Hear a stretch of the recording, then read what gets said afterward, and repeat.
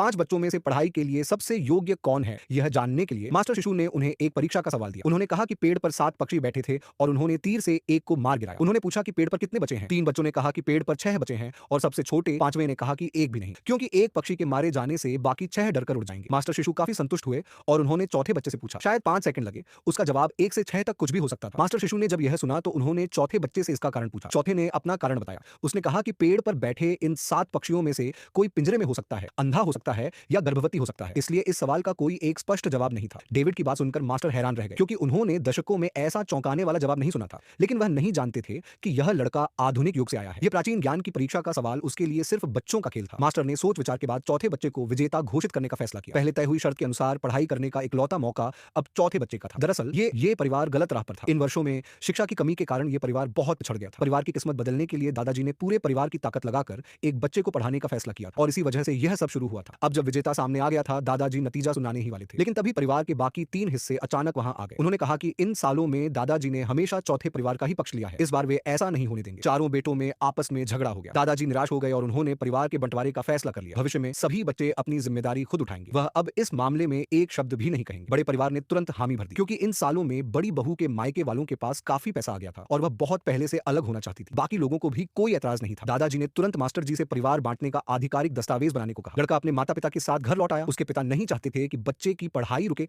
इसीलिए उन्होंने फीस का इंतजाम करने की सोची। लेकिन लड़के ने यह सुना और मना कर दिया, क्योंकि इन सालों में उसके इलाज के लिए माता पिता पर बहुत कर्ज हो गया था। अब वह सबसे पहले पैसे कमाना चाहता था। आधुनिक समय से लाए गए अपने ज्ञान के दम पर उसे पता था कि पैसे कमाने के लिए सिर्फ किताबी पढ़ाई ही जरूरी नहीं है। अगले दिन लड़का पैसे कमाने की योजना बना ही रहा था कि अचानक उसकी ताई पैसे मांगने के लिए घर में घुस आई। पता चला कि ताऊ जी ने किसी से झगड़ा करके उसे घायल कर दिया था और हर्जाने के 40 चांदी के सिक्के देने थे। क्योंकि तब तक बंटवारा नहीं हुआ था, इसलिए 40 सिक्कों का बोझ चारों भाइयों पर बराबर डाल दिया गया। लड़के के पिता के पास अपने हिस्से के 10 चांदी के सिक्के नहीं थे, इसलिए मजबूरी में उन्हें एक कर्ज की पर्ची लिखनी पड़ी थी। यह पैसा उनके परिवार को नहीं देना चाहिए।